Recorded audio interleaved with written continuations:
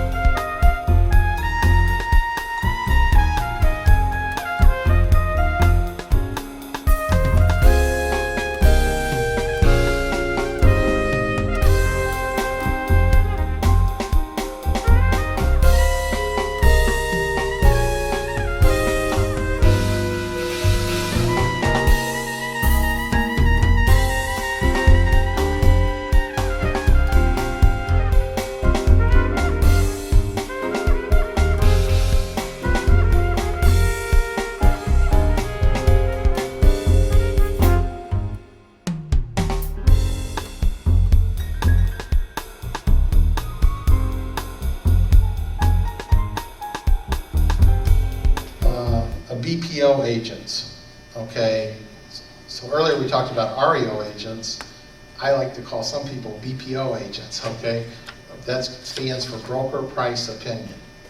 So what happens is when somebody's in foreclosure, or somebody's behind 1 month in their payment, or they're behind 2 months in their payment, the mortgage company sends out realtors to do BPOs, broker price opinions. So that's all they do, is broker price opinions all day long. So does anybody in here does BPOs? So if somebody wanted a full-time job and wanted to get into the real estate business and was broke today and wanted to learn this business, they could spend $250 and go get a real estate license.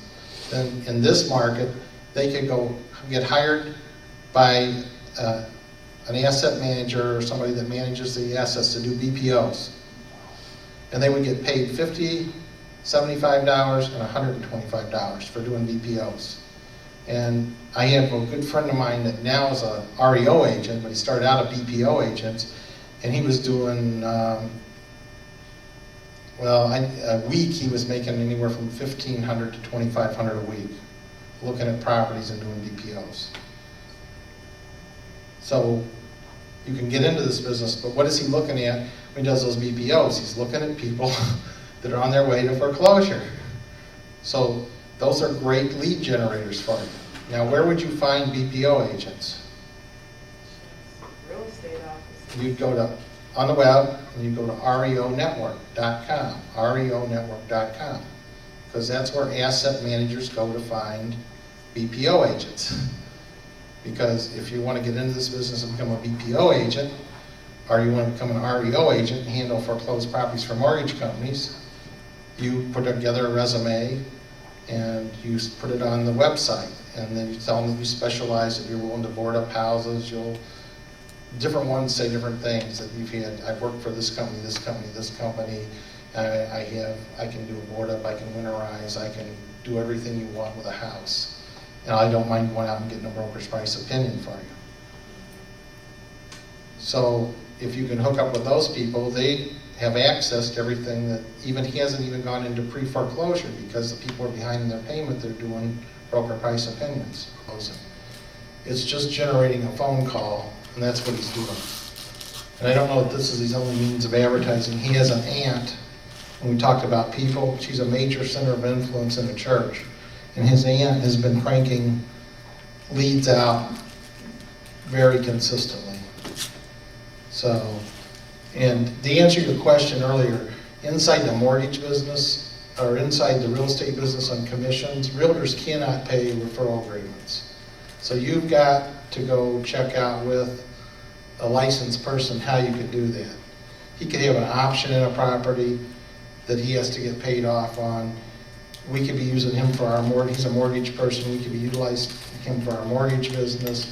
You have to internally work out what you're doing. He could be coming in and actually physically working with you, making phone calls where you're working in a compensation manner too. So to answer your question, a realtor cannot pay a referral agreement to somebody. That's why I was saying earlier, eventually I'm willing to bet money he has a real estate license. Does that answer your question, or No. repeat it then?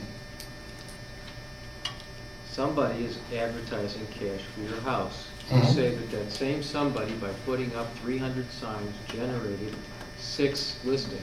Mhm. There's a disconnect between the sign and who's getting the listing. And you're getting the listing. Mhm. Okay. Now, are you taking the listing because you want the sales commission and you do not want to be a part of the flip? You don't want to be a part of fixing up a distressed house or buying it at the low market? You just want to control the marketing and take a sales commission? Now watch. So now I'm the lister. So a lot of the houses are in foreclosure that he's got. So we're going to list it at what's owed on the house plus the commission.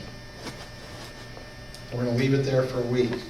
Or they're going to reduce the price down 5 or 10,000. And we're going to keep reducing it. Now along comes Otis. And Otis submits an offer to my company, and he says, I'm making a short sale offer. I'm offering, the house is worth $100,000. I'm offering $30,000. I now present his offer to the bank. The bank accepts the $30,000. I'm the lister of the property. Who controls the property? You do. I do. Anita, I got an offer in for $30,000. Can you beat it? The lister controls. So, and I'll give you another example. Can I pick on you, Marcy? So you had a house listed, no offers, and it turns out to be a pretty good deal. Who's the buyer? You've got one right now. You've got an offer in, right? So it's gotten to the point where they're ready to accept her offer. So that's all it is control. And your job as the lister, and give you another example. We didn't do it today, but Javon's got a situation where they deeded the house off. They're in foreclosure. They've deeded it off to her. So technically, her LLC or her entity or her friend's entity owns that property.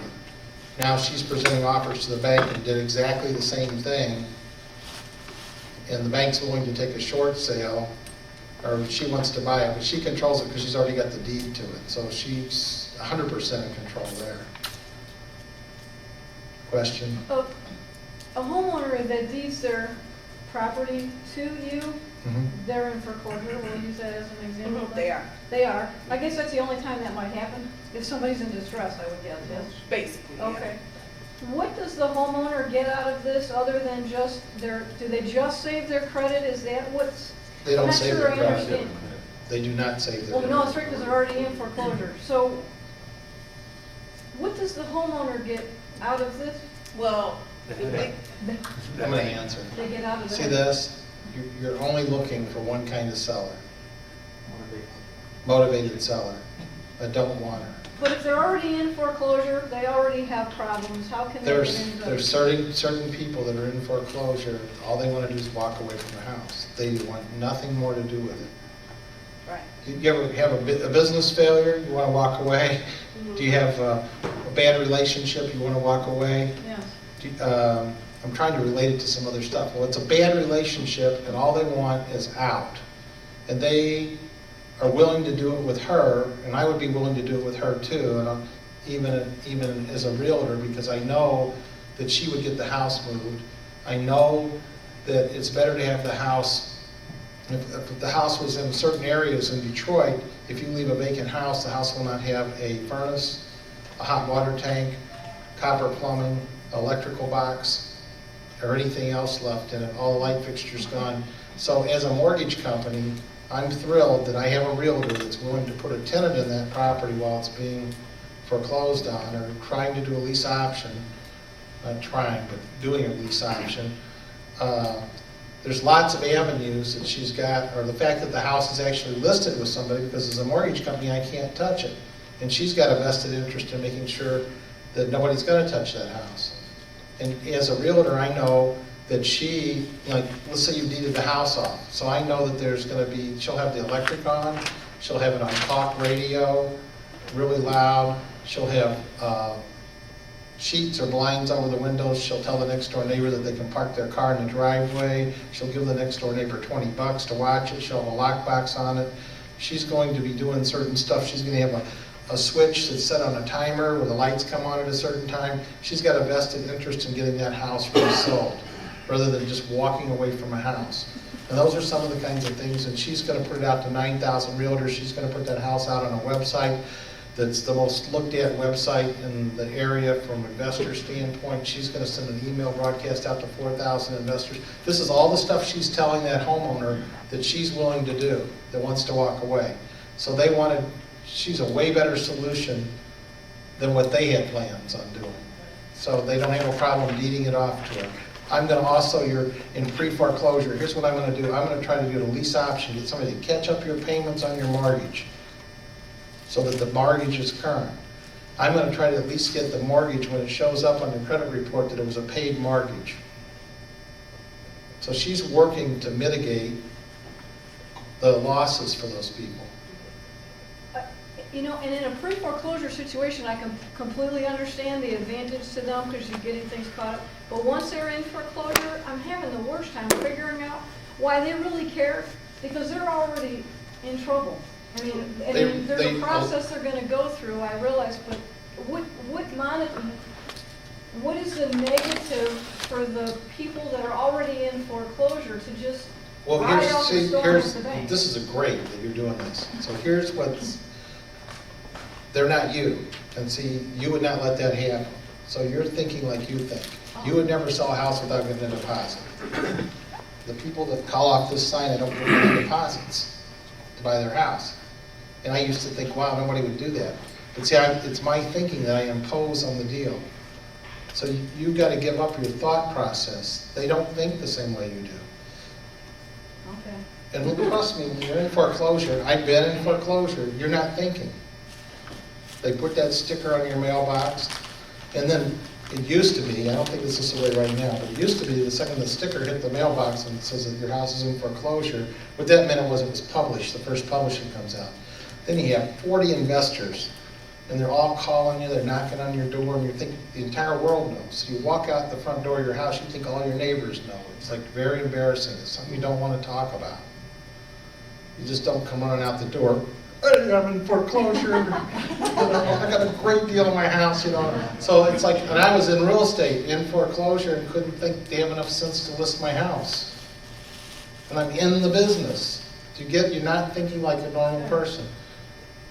So you can't impose your thinking onto them. And when you're going out and negotiating a deal, you're saying, oh, I would pay $10,000. They won't give you a price that they want to sell the house at. So you say, well, you offer the 10. Well, you should start at 25 if they won't say anything. They'll tell you when you get there. It's all communication. Larry? I presume the reason that you didn't want to list your house was because you wanted the 15 months free rent during the statutory redemption period, and it was better to have free rent for 15 months than it was to give it up. No, my house had huge equity in it. I was just like, really? And then my state of mind. And you didn't want to sell it? Well, a lot of times people are expecting miracles. Like, I've got this deal going, I got that deal going, it's going to close, I'm going to catch up the payments.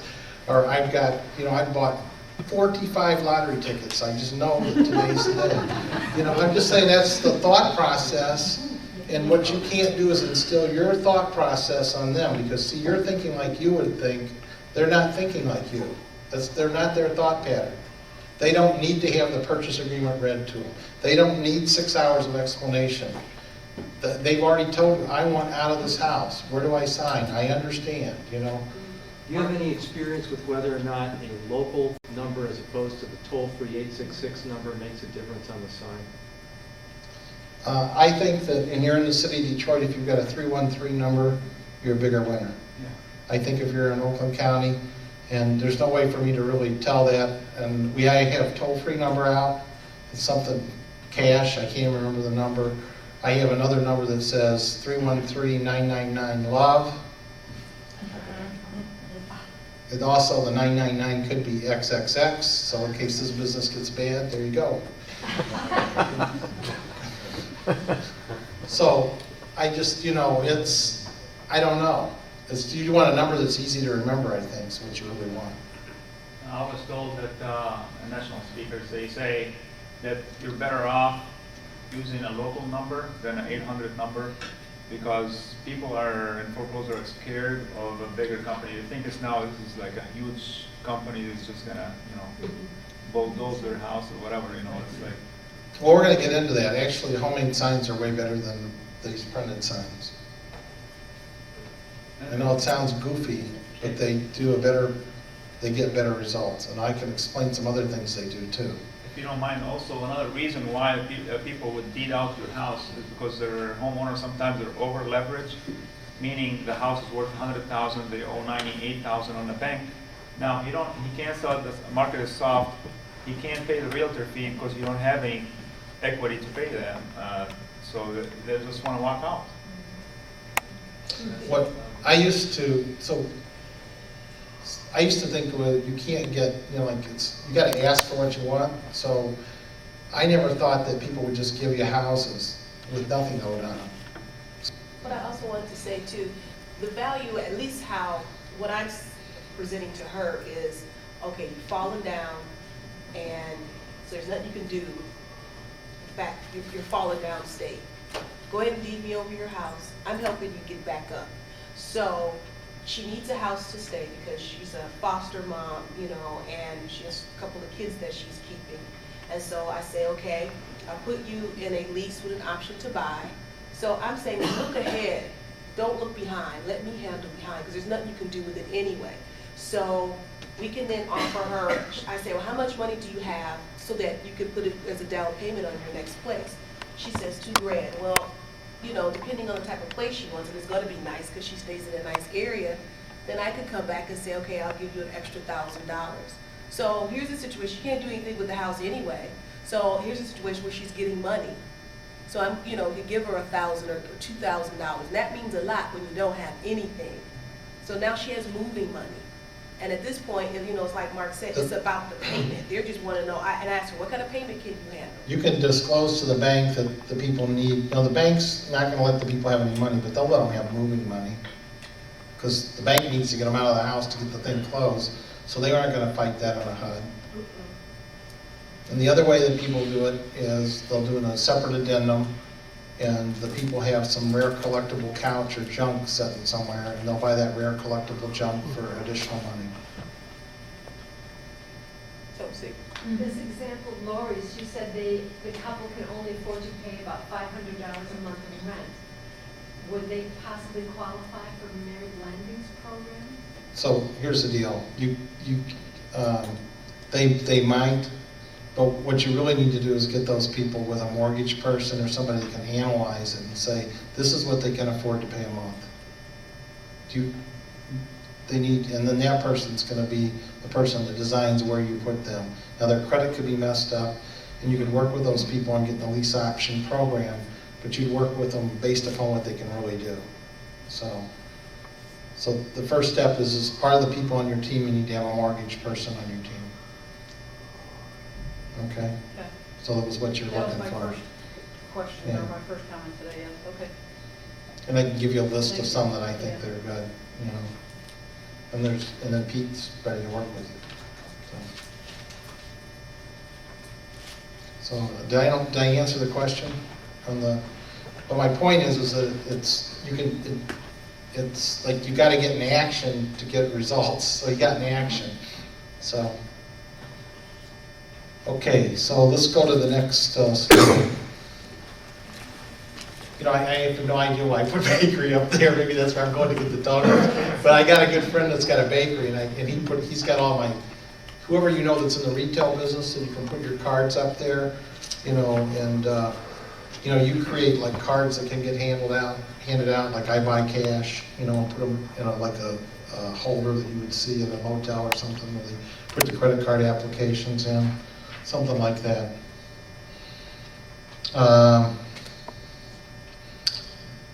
Postcards to landlords. This is really good. Some of my best deals have come off postcards to landlords.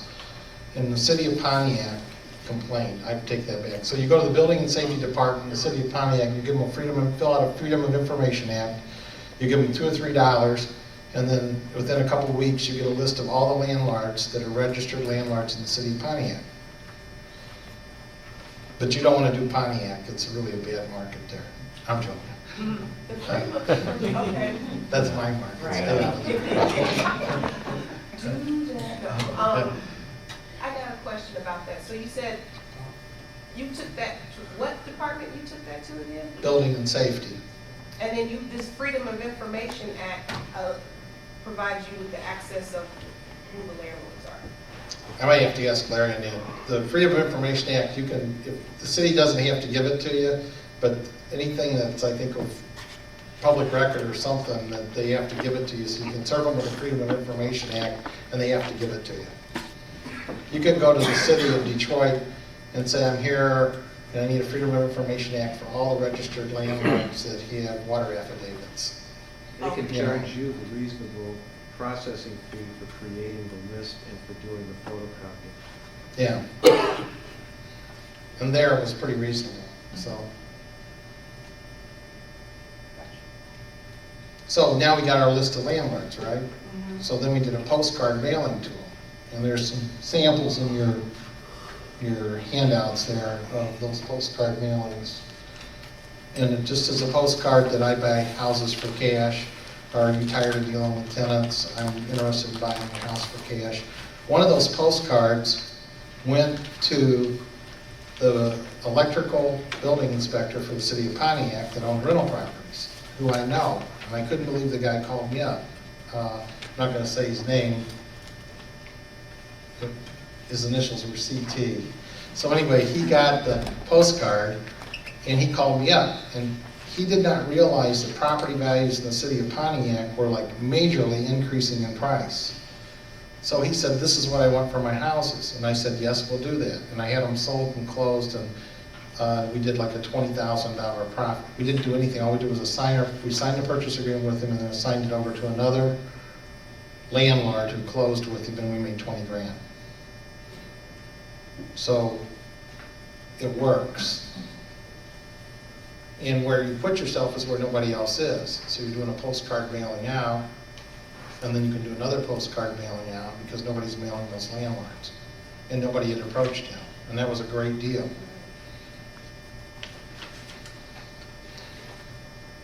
And it felt good making money off of an electrical inspector that had given me lots of violations to correct over the past. So.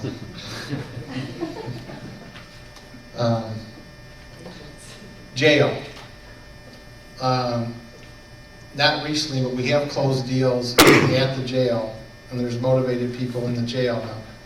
Some people in jail, they've got like restrictions on what they can sell and stuff, so but we've done deals at the jail.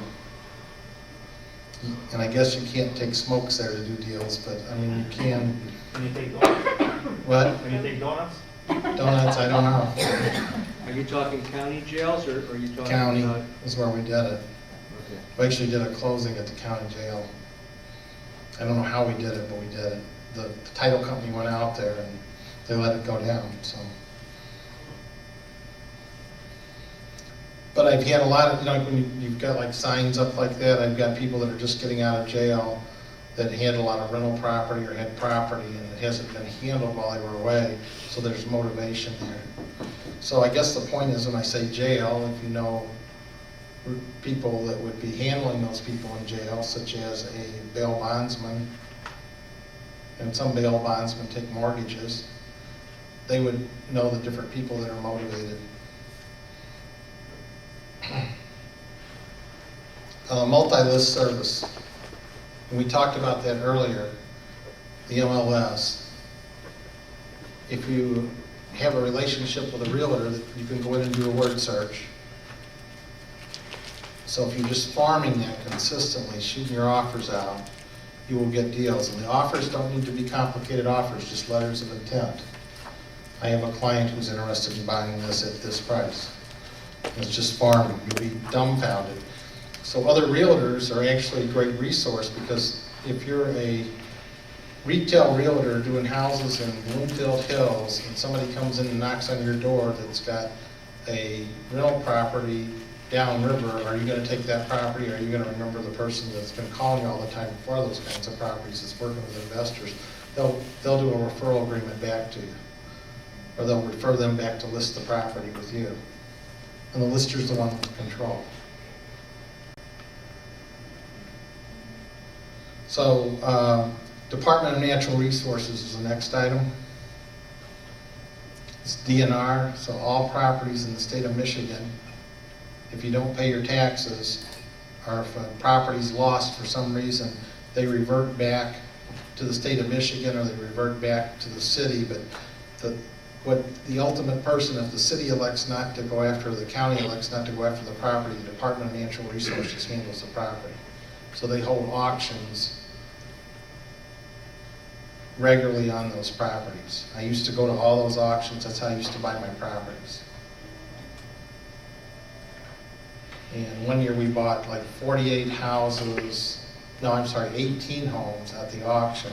We bought 48 properties, but 18 of them are houses.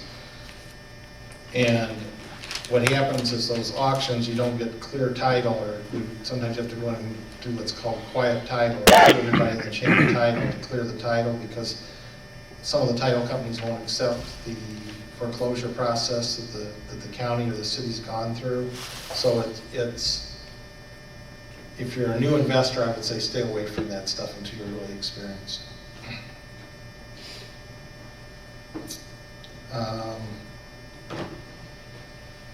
Tax sales, basically, in the state of Michigan, it's coming to an end now. You used to be able to buy tax certificates, and then you could go through the procedural process to take the property back. That law is now changed, and they do full-blown judicial foreclosures against stuff. So there's like it's only got like another year to run in the properties that they're dealing with from like 4 or 5 years ago. So basically, you might as well forget that as an avenue of looking at investing in the state of Michigan. Flyers. So in your handouts there's a flyer, and the more simple the flyer, the better. And by that I mean all my flyers say is basically the same thing my signs say. You know, cash for your house in any condition, and a phone number. Now, if you're wanting to get into this business and you have no money, and let's say that you have no money and you want to get into this business, what you'd want to do is team up with other people that would put flyers out in the neighborhood. So those people that would put those flyers out in the neighborhood are mortgage companies, home improvement companies, real estate companies, because it's all related. So you might be when you go to put your flyers out, you've got your flyer that says cash for your house in any condition with your phone number. Then on the back of that, you've got a flyer that says the houses that some realtors got for sale in that given neighborhood. And then another flyer from a mortgage person saying, why don't you refinance your house? And then a home improvement company, why don't you put some windows in? And then you're going to fold those flyers up or roll them up. Your flyer's going to be on the top that says, I buy houses for cash. And then you're going to take 4 kids and you can then supervise them putting the flyers out, because you want to make sure they don't put them in the mailbox, because that's like a big no-no. But they can put them on the doors, or they can take a rubber band and put them on the doors. And the flyers work really well, because I would get calls 4 and 5 months later where they saved the flyer to the refrigerator, because they knew that they were interested in that, they just never got around to it. And that works well, so you can target your areas. And then the other thing is you're collecting for the other people you're putting the flyers out for, so you can actually make money off of putting your own flyers out. So it's a good, cheap way to get into it.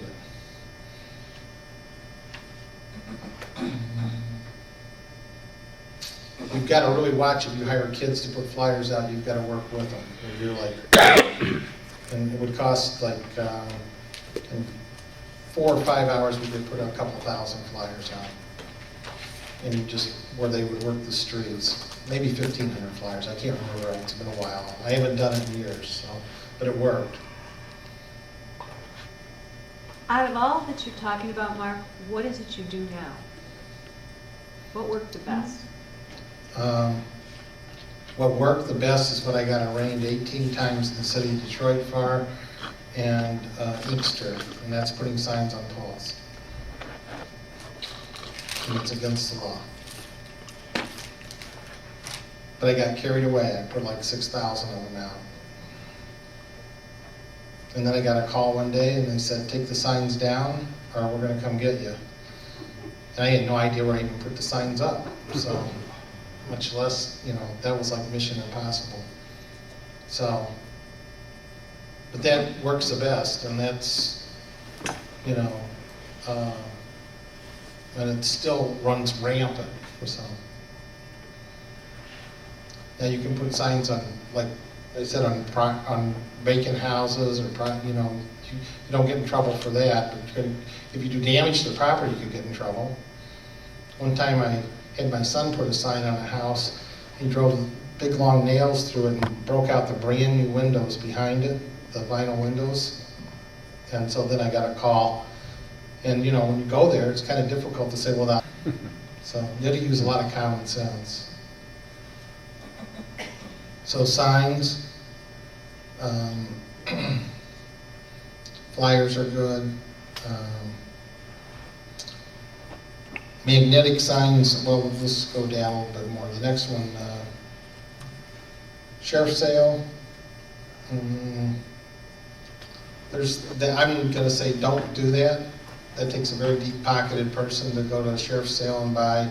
And only from a lead generation, you don't need to be going to the sheriff's sale to get leads. There's other places that would generate those leads for you. We're going to cover them later. So it's something I don't do. Door hangers, I've never done door hangers. I've got other people that do more like with stickers, where they'll take something like this and just stick it right on the house. How's that different from a flyer? It's not, it's just a different format. And they're doing a sticker that would be like a bumper sticker. So it would be more like a house that's abandoned, and they'll stick it on there because they'll figure that at some point somebody will come along that would be interested in it.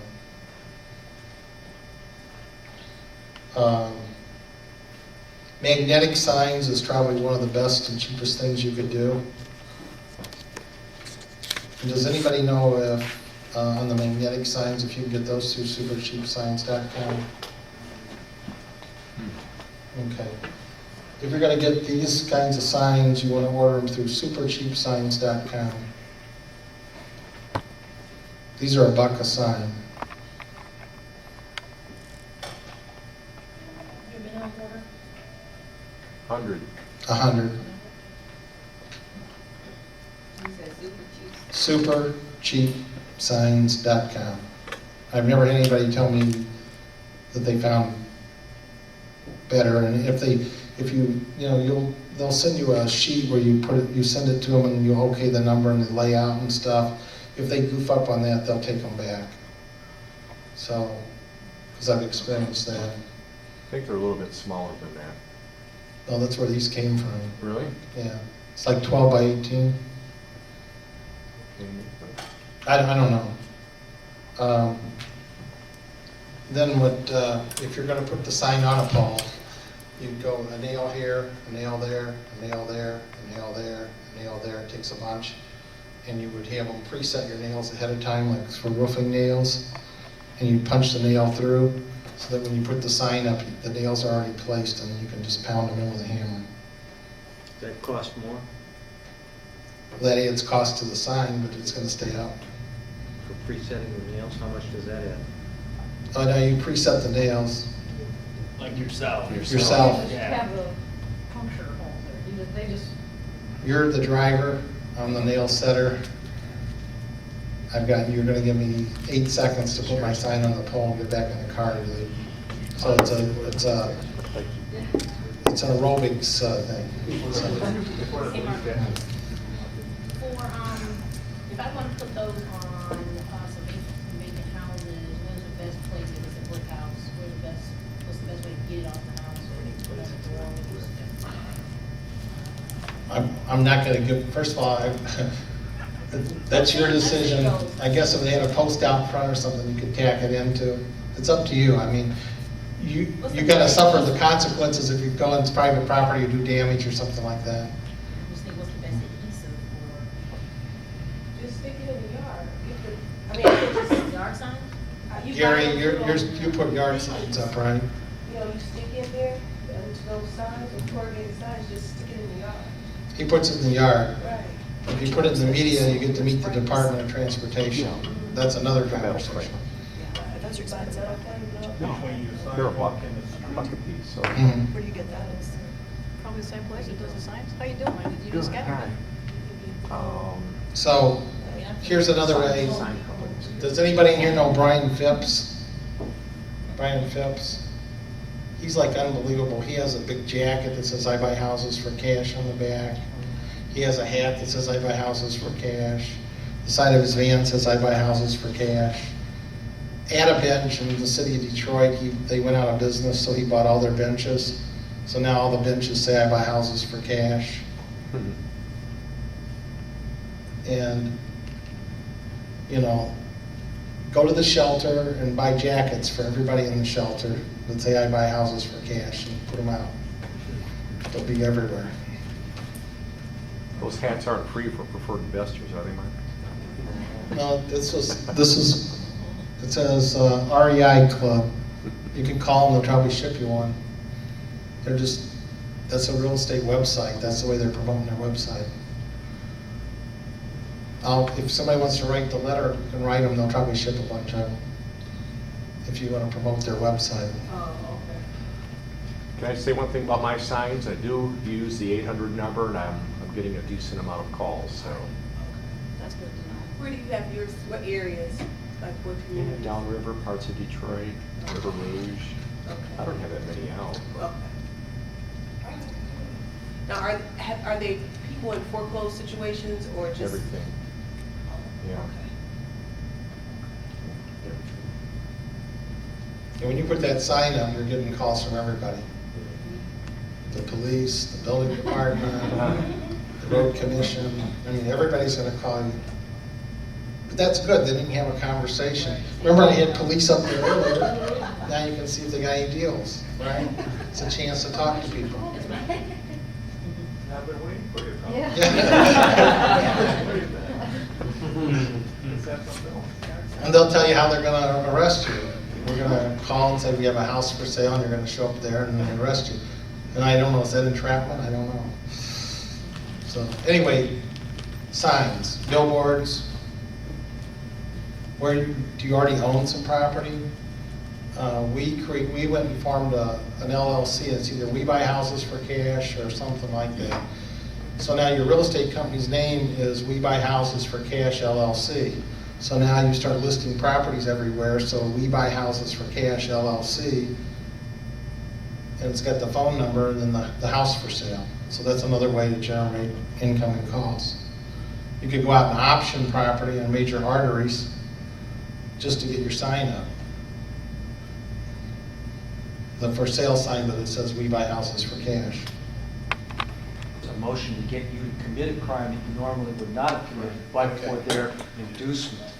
If Oh, I you're putting see. signs up against the sign ordinance, So it'd be like me being. you've already committed it, and they're just trying to find you, to contact you, and take responsibility for the signs that are already in violation that you've already put up there. That's different than a police officer saying, you know, it would be nice if you and I went into business together and got some people here to call up when they want to sell houses. Why don't you put some signs up and violate the sign ordinance? That's entrapment. I got you. And just so you know how I got arraigned was they actually called me up and I just went on down to the precinct. So like you said, I'm like, So I got it all figured out now, don't do that. Or if you do it, be prepared for what's gonna happen. And then the other thing is if you are putting them up, the reason I got in trouble was my son, I let him loose putting them up, and he put them up everywhere. If you're gonna put signs up, you'd wanna put them at the end of a commercial street or somewhere where there's a commercial property or vacant lot where you're not gonna upset somebody. So if you place them properly, you're not gonna upset somebody. If you did, you need to go remove them. So driving for dollars, that's the next one. So what does that mean?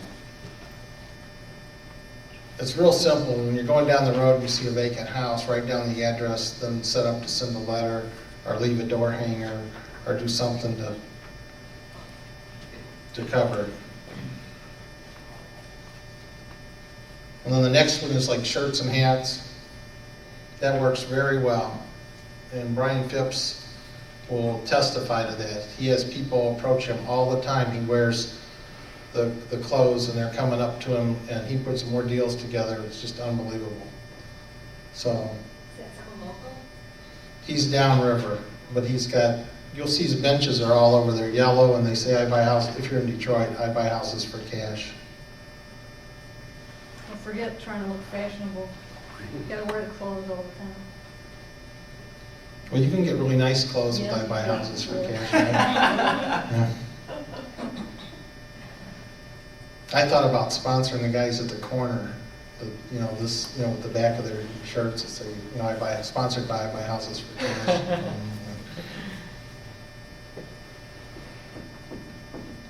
So t-shirts, hats, that works well. Direct mail works. Direct mail is expensive. There's sample postcards that are in your folder that I gave you. That's a numbers game. If you're going to do it off of like pre-foreclosures, there's companies that you can buy the pre-foreclosure list from. Default Research is one. If you go on our website, you'll see their link going straight to their site. Your business cards, and there's a bunch of business cards back there you need to get, and this is one of the cheapest, best ways to promote yourself. Can you hand out the green cards? And you can make them orange, whatever oddball color you want. It just says, we buy houses cash, any price, any condition, any situation. If you're a realtor, you got to disclose that you're a realtor. And then on the back, it tells what you're looking for. When you're disclosing that you're a realtor, you just like put your name, comma, realtor, in a small print or something on the card, or I just put Alliance Realty on that one. Oh, okay. These are old cards for me. Okay. Alliance Realty doesn't exist anymore? I don't know. It was a company I used to work for, Oh, okay. so You don't exist with them? I don't exist with them. But that's my cell phone number, one of them. Hey, Mark, Yes. you told me this before. Can you just tell me one more time, what is the name of the company in Canada that can take calls for you? I don't want them all coming to my cell phone. Calcom. Is that what you said? Calcom, yeah. K-E-L-C-O-M. No, it's Tel. That's Cal. It's Cal. K-A-L. Oh, there's different ones? Oh, okay, they sound the same. Okay. Yeah.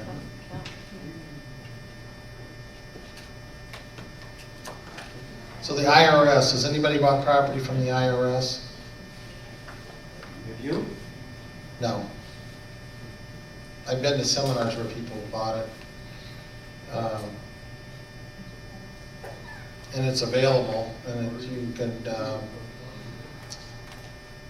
it used to be in Pontiac, you had to go up on the 7th floor and you would go and they would post it, all the properties that were available for sale. So, forfeitures I've bought lots of out of district courts. And forfeitures is what I talked about earlier. In the state of Michigan, if you sell something on a land contract, you have the right to do a full-blown judicial foreclosure, or you can do a land contract forfeiture. A judicial foreclosure takes forever in circuit court because it could be contested, you could be in circuit court for 1 to 2 to 3 years sometimes. So people who have sold properties on land contract usually take the alternative, which is to do a land contract forfeiture, which takes place in district court. Works just like landlord-tenant court does. When you sell somebody a house on a land contract and they quit making payments to you, you have to do a forfeiture notice. And it says you've got 45 days to pay or we're going to go to court instead of 10 days, you know. And, or a 10-day notice, it's a 45. So then you go to court, you do a summons complaint just like you do in landlord-tenant court. You go into court, you get in front of the judge, if the contract's less than half paid down, then you've got 90 days before they have to pay up what they owe you, catch up the arrearage, or you get the property. And it's just like on rent, you got 10 days to pay or move, you got 90 days to pay or move. And then after the 90 days, you go in and you get your judgment there, then 90 days later, you're going to get a writ and a victim. In landlord-tenant court, you're going to get a writ and a victim. Same thing, same procedure. And if they have an equity position more than half, then how much is the? 6 months. But very few people do when you go into district court on land contract forfeitures. Why? Because they've already refinanced it when the equity starts to get down and pull their equity out. Mark, not to get you off track, but when would you use the judicial approach or the land contract approach? The question is when would I do the judicial foreclosure versus the land contract? And I would use that, like, let's say I sold Gary a house on a land contract. And Gary, I know, is a very collectible person. He's got good credit, he's got some money saved up. And the house gets demolished because he didn't do a good job. So the city of Pontiac comes in and demolishes the house. So now, if I did a land contract forfeiture, all I'd be doing was getting my vacant lot back. If I do a full-blown judicial foreclosure, then I can get my deficiency judgment for the full amount of the money that Gary owes me, or the value above what that lot would be. So that's when I would use it. When I would use it when the security, the person's credit was good and the security was horrible. And the person was very collectible. I can also just look to go after my contract. Forget about court, just go after the contract itself. The balance you owe. Forget about the forfeiture, I should say, and the other one. Just go after it. So, land contract forfeitures, that's a really good market for people because nobody's in there playing with that market. It happens at the district court level.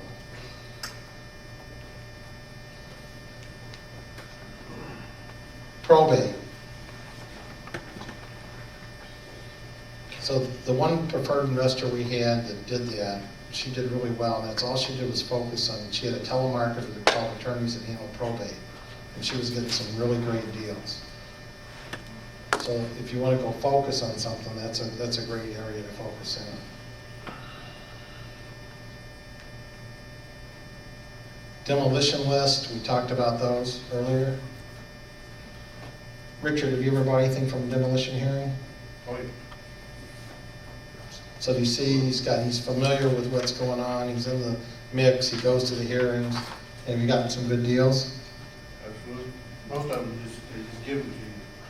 They know they get ready to give for it anyway, they don't want them. So they just sign them over to you. Then you gotta know the councilman and the inspector, so they can take it off the demolition list for you. Now we're getting political. But Is it condemned?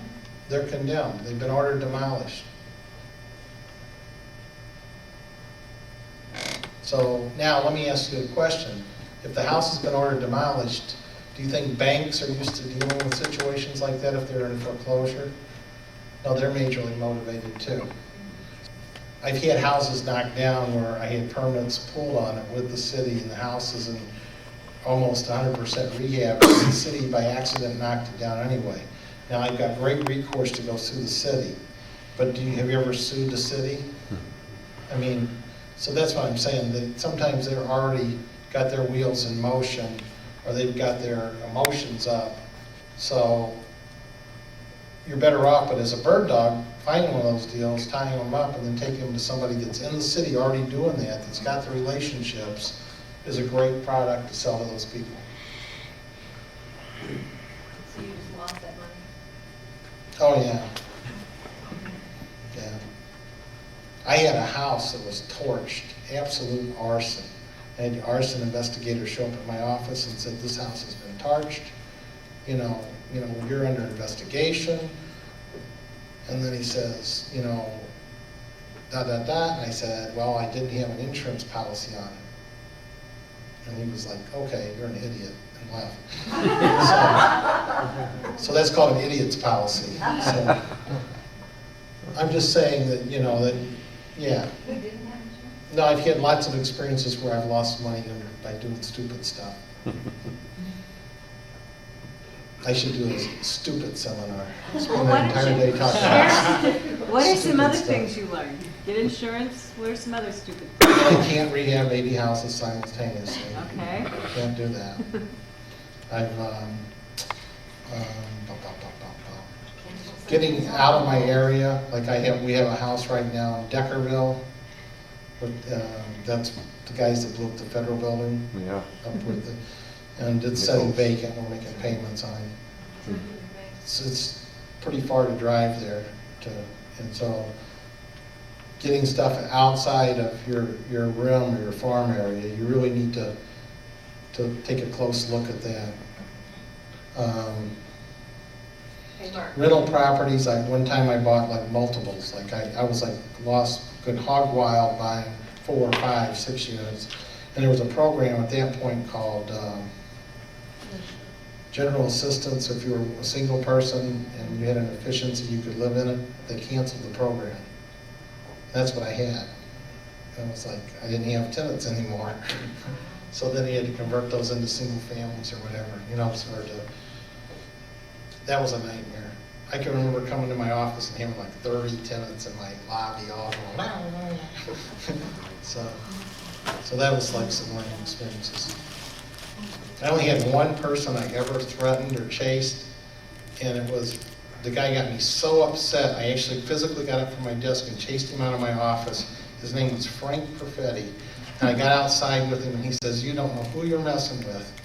You don't know who you're messing with. You could get really hurt. Turned out he ended up on the 10 most wanted FBI list. He had killed some people and buried them in shallow graves, flew them out to whatever, and his parents were the nicest people you'd ever want to meet. And he was right. He said, you could get killed, and he had already killed some people at that point, so that was a mistake. We were watching the news, and there he is. And they found he eluded the police for how many years? It was a bunch, and then all of a sudden they had 4 years, and then he was on a boat in Florida, and the name of the boat was Pampion, the movie, where That's how they got him. yeah. So that was like, Should have had him come to your office. so one time I had a guy drive up with a golf cart, and he got out of the golf cart and came in, and I sold him a house on a land contract. And he paid for a year. He was a really bright guy. And the reason he drove a golf cart was because if he had a seizure, his foot would fall off the pedal, so the golf cart would stop. And he drove it down the sidewalk, and he had a flag like this so people could see him coming. And then I got served with the lawsuit from the Association for the Mentally Retarded. And I was 3 years getting my house back. So one time rented a house to the Triumphant Kingdom of God church. So when they called my court case, it was Maupin versus the Triumphant Kingdom of God. So I'll try that on the 15th District Court. Take it you lost Those that are one. mistakes. We bought houses at the auctions that we didn't look at the inside of, that didn't have an inside. Bought a house one time that was on a slab, and when you get inside the house, you tap, and it was like this echo would go, Somebody had hand dug a basement with no foundation over the whole top of the house. That was scary. I had like a little hole thing there. I bought out there, looked in there, and they hand dug, and I was like, the whole house could have just went poof right in the hole. So That's where that guy hid his bodies, maybe. So you expect what you inspect? So, Two quick questions about demolition. What department would handle demolition? And number two, there's a property I was looking at, and it's really weird. Tell me, have you experienced this where somebody lives, it might have been like a 10-unit apartment. hang on, let's do them one at a time. So the question was, who handles demolition hearings? It varies city to city. So in Pontiac, they've got like the building inspector's the one that set the demolition. The hearings come up in front of the city council. In the city of Detroit, I think it's done differently. They've got a separate department that does the hearings there. They've got separate inspectors that inspect. So it's going to vary from municipality to municipality. I probably just start with the safety and building department. Building and safety is where you'd want to start. Okay. And what was the second question? This particular house, people were living in the front of the house. This particular, it's a huge apartment building that has entryways in the front and on the side. And people are living in the front of the house. And towards the back, there's the letter D on the building for demolition. I want to look into that before they do anything with it. But you can do it, you're going to get people out, or do they just try to get rid of the back of the house and then just you know, I mean, it's Is just this in the weird. city of Detroit? Yeah. Okay, in the city of Detroit, they paint a great big yellow D on the house. That's not for donate, it's for demolish. I thought it said Detroit. That's what I thought it was meant. Well, it's for, Demolition. it's the demolition. So you can pull a house off of demolition, you have to catch the taxes up on it, and you have to pay a $50 inspection, and there's a process you go through at the demolition hearing place, and it's not that difficult to get them off. That's why they are a good opportunity to go after, but you've got to also remember, you've now got really, the houses that are being ordered demolished are in tough shape. You may have a mortgage company on it, you may have a bunch of people in the chain of title that have disappeared, so you've got to look at what's your time and energy worth in chasing that stuff. And we used to chase that stuff, and I no longer care to do that, because it's a lot of work, and sometimes it goes nowhere. It's not that it's not worth doing, I just don't have the interest in doing it. But if you're swimming in that sea, if you know the building inspectors, you know all the city councilmen, and you see, that's a different story for Richard, you know, because he's right in that sea. So if you're the guy that's the demolition hearing guy, or people that are active, or if you're swimming in that sea, then it's a different story. Okay, pre-foreclosure list. And when we come back after we take a break, we're going to present to you a program that we're doing around pre-foreclosures and show you some things that we're up to. You can get pre-foreclosure list in this market through default research, and I don't know if Mark Potter even does it anymore or not. He was another guy. The only one I know of is default research right now. And you can go to either one of our websites and you can get that list. That list, I think, is a really good list because they actually attempt to get phone numbers. And when we did the foreclosure boot camp, anybody that wasn't there, it works. I mean, I even had some people that were in foreclosure that came there, and now there's a deal going together on their house. And I'm not the one, the investor's the one that's making the money on the short sale. I am getting the commissions, a 3% commission on that deal. So from a realtor standpoint, I'm doing good. From the investor standpoint, he's doing well. And the owner of the property's thrilled. Now, the owner of the property went and exhausted, and she sat through the entire foreclosure boot camp, so she knows all of her options, right? And it was probably a good thing that she did because she had taken no action. And out of that foreclosure boot camp, she filed a Chapter 13 that bought her time to keep the house out of the sheriff's sale. And she got some time bought for herself. And now he's in the process of negotiating the short sale with the bank, and it's coming together. But the point is on the pre-foreclosures, there's not as many people chasing them because there's so many of them in our market. It's a really, really, really good market for that right now. And once you understand the short sale process, how you can get a second to come off for 10 cents on the dollar, or how even the first will negotiate down, it absolutely makes sense.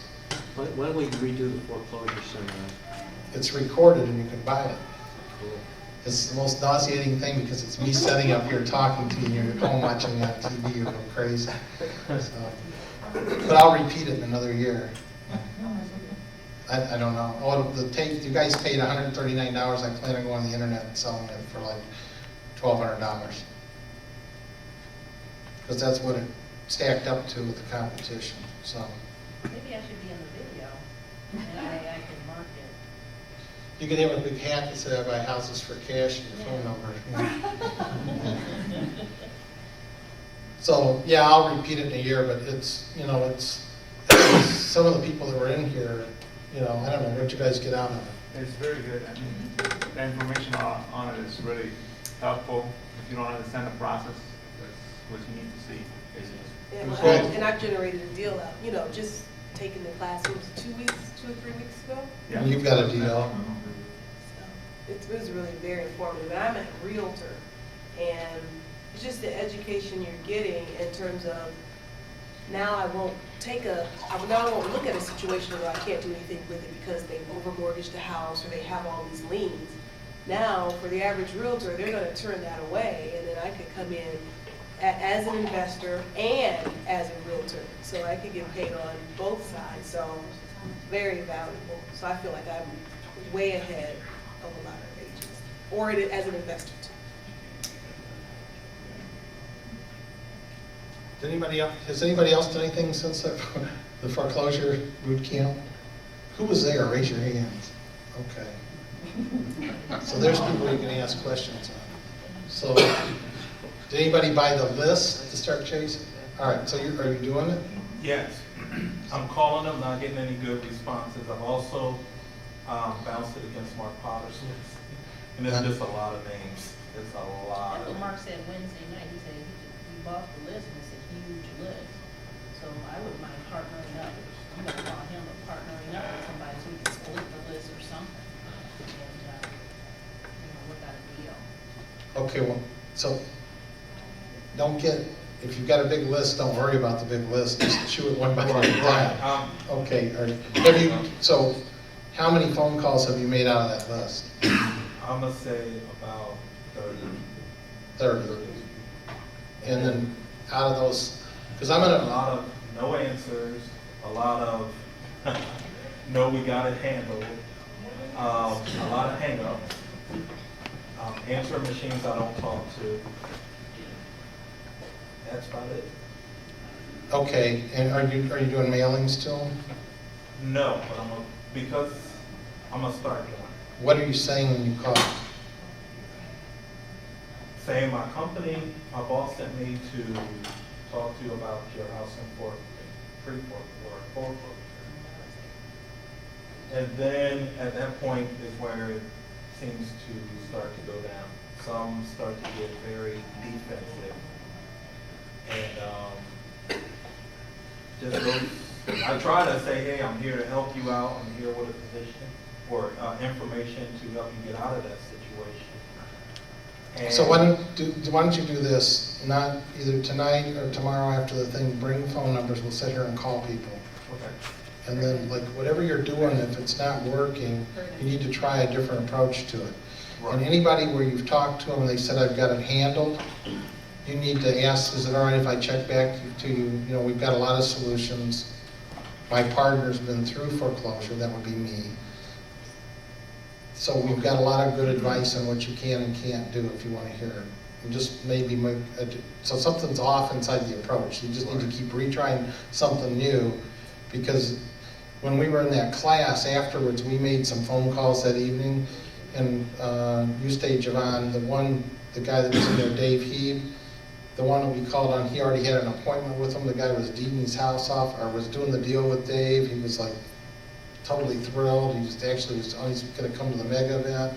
He'd gone through a divorce, couldn't afford the house, really straight shooter kind of guy. So it's something in your approach on the phone. So we just need to play with that.